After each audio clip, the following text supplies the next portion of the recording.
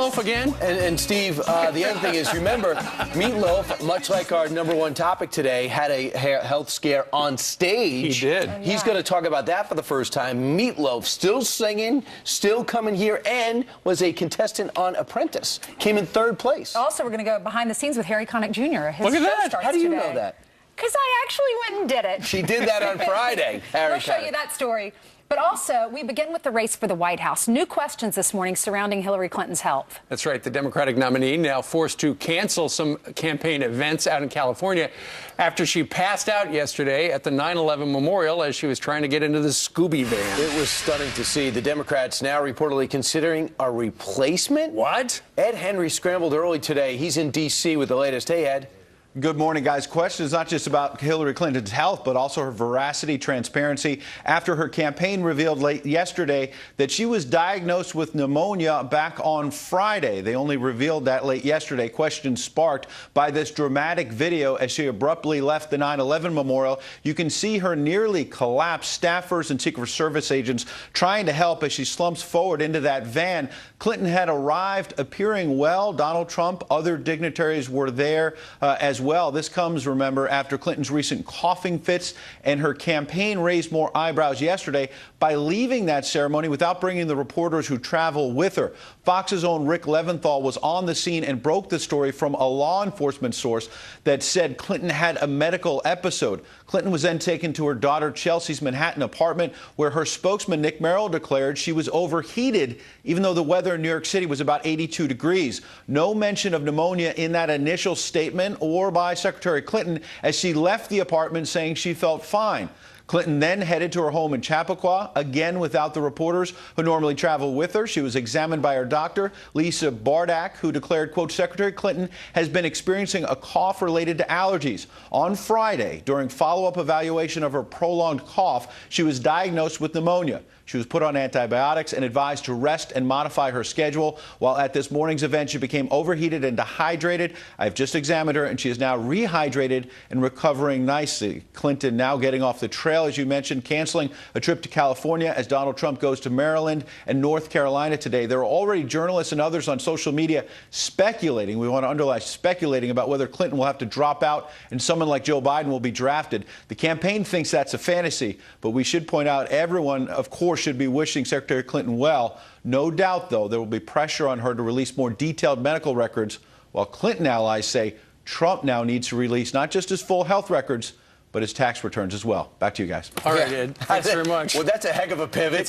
By the way, while we have some time, release your taxes. Thanks, Ed. Thanks, Ed. You know, and it's interesting because on the cover of the New York Times, which for the most part has been the newsletter for the DNC, Clinton falls ill at 9/11 tribute, pneumonia cited, leaves event abruptly, but then it says, after partisan questions on health, new calls to address the issue. So clearly, we're going to find out a lot more about both the candidates' health. Tucker Carlson is down in D.C., and he's going to weigh in on this topic. You know, Tucker, they waited 90 minutes. They kept the press corps in the dark for 90 minutes. What are your thoughts about that?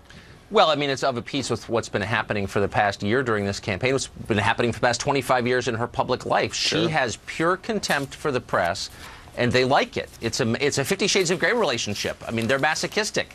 Thank you, sir, may I have another? The crueler she is to the press, the more assiduously they defend her, and by the way, attack anyone who raises legitimate questions, as the Washington Post did, by scolding other journalists who dared ask obvious questions about her health. Drew Pinsky, Dr. Drew Pinsky, who had a show at CNN, fired after he raised legitimate medical questions about her health. I mean, this is an orchestrated campaign by the press out in the open. It's not taking place sub rosa. It's not secret. We're watching it unfold to help Hillary Clinton become the president. And it's not journalism. It's something less than that. Well, a couple of things. 50 Shades of Grey, I don't know anything about that.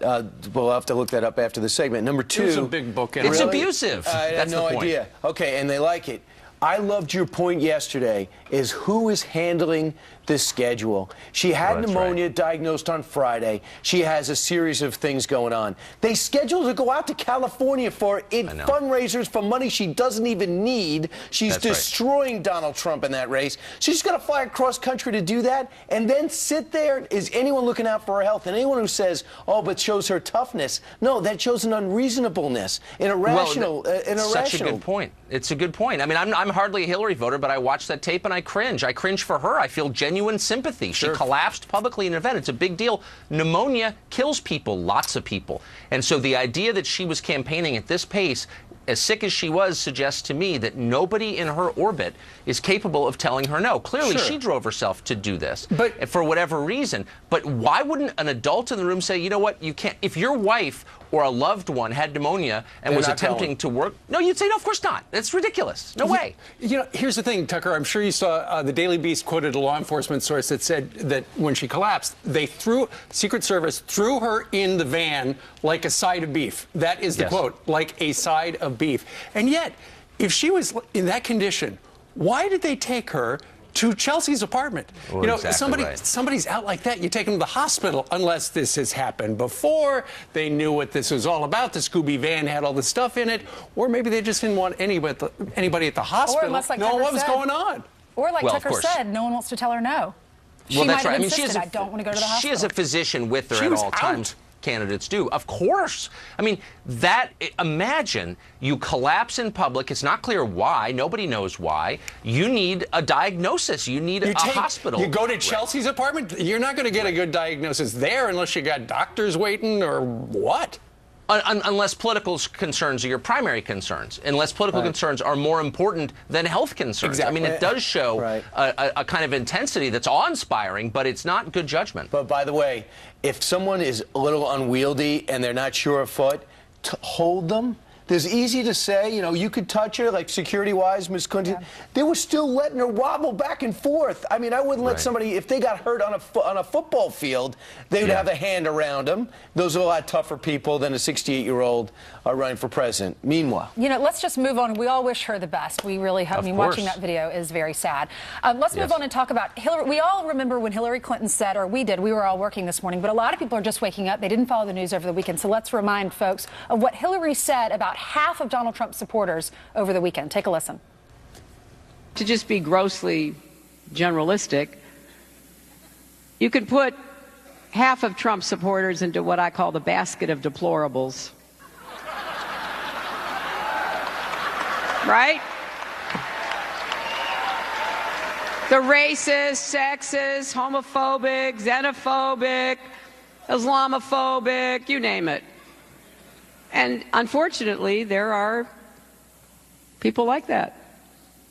And he has lifted them up. All right, so then Tucker, she went on to say yesterday, she said, I shouldn't have said half of his supporters are like this. She meant all. Grossly generalist. Her running mate, Tim Kaine, had this quote in the Washington Post. He says Hillary's comments in full did make clear there are a lot of Trump supporters who have concerns about the economy and other issues. If it's reported fairly that she kind of talked about both halves. What's your reaction? Well, I mean, there are two things going on here. The first is the obvious one. The role of vice president has as its central criterion obedience. That's the most important thing about a VP candidate. He's obedient. So, I mean, if she suggested invading Poland, he'd be for it because he has to be. Sure. But the second point to make is her expression of contempt for the middle of the country is commonplace in the world she lives in the world he lives in, frankly, the world I live in here in Washington. This is what the elites believe as a matter of course. She just happened to be caught on tape saying it. But they sincerely believe that the people who disagree with this aren't just wrong. It's not just a policy disagreement, but they're bad people. They're immoral. They're not really worth listening to because they're morally stained. They're whatever, racist, sexist, Islamophobic, as she put it. This is a very common view, and I really hope that our viewers don't come away thinking only Hillary Clinton believes this. Everyone in her orbit believes it. Everyone in that audience believes it, and that elite crowd in some place I don't go to in New York City. But real quick, Tucker, on top of that, Tim Kaine was never read into this.